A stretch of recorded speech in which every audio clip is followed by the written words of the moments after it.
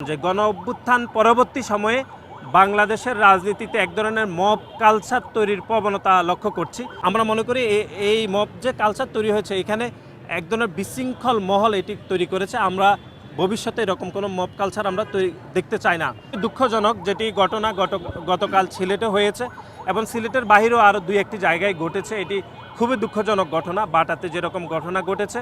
এবং আপনারা দেখেছেন যে গণ অভ্যুত্থান পরবর্তী সময়ে বাংলাদেশের রাজনীতিতে এক ধরনের মব কালচার তৈরির প্রবণতা লক্ষ্য করছি এবং এই মব কালচার তৈরি করে এক ধরনের সুযোগ সন্ধানী মানুষ বিশৃঙ্খলা করে দেশের পরিস্থিতি জটিল করতে চায়। এবং আপনারা দেখেছেন যে বাটাতে যেরকম ঘটনা ঘটেছে এটি ন্যাক্কারজনক ঘটনা এবং বাংলাদেশের মানুষের যে জীবনধারণ অথবা বাংলাদেশের মানুষের আবহমান কাল ধরে বাংলাদেশের চিরায়িত যে জীবন চিত্র সেটির সাথে গতকালের ঘটনা চরমভাবে সাংঘর্ষিক বলে আমরা মনে করছি এবং এই ঘটনার চরম তদন্তের মাধ্যমে ব্যবস্থা নেওয়া উচিত এবং আগামীতে যারা কোনো ধরনের আন্দোলনের নামে মব কালচার তৈরি করে কোনো বিশৃঙ্খলা যেন না হয় সেজন্য এই অন্তর্বর্তীকালীন সরকার অথবা তার পরবর্তী সময়ে একটি জনগণের সরকার যারাই আসবে তাদেরকে আরও অন্তত সচেতন হতে হবে।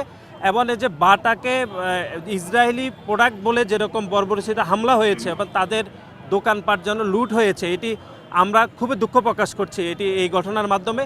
এবং বাংলাদেশের মানুষের যে একটা চিরন্তন আন্দোলনের যে একটা অন্যায়ের প্রতি যে প্রতিবাদ সেই প্রতিবাদের ধারাকে বিশৃঙ্খল করার জন্য এই ধরনের মব কালচার তৈরি করা হয়েছে।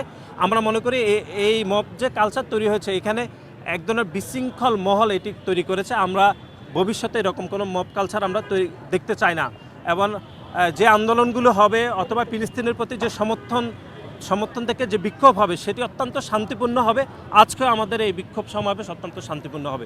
বাংলাদেশ জাতীয়তাবাদী দল সিলেট মহানগর এবং সিলেট জেলা এবং বিশেষ করে আমাদের সিলেট জেলা ছাত্রদল এবং সিলেট মহানগর ছাত্রদল সেখানে বিশৃঙ্খল জনতাকে নির্বৃত্ত করেছে এবং বাটা সহ সেখানে কেএফসি সহ আরও যে বিখ্যাত ব্যান্ডগুলো ছিল যেগুলো প্রোপাগান্ডার অনেকে শিকার সেগুলোকে পাহারা দিয়েছে।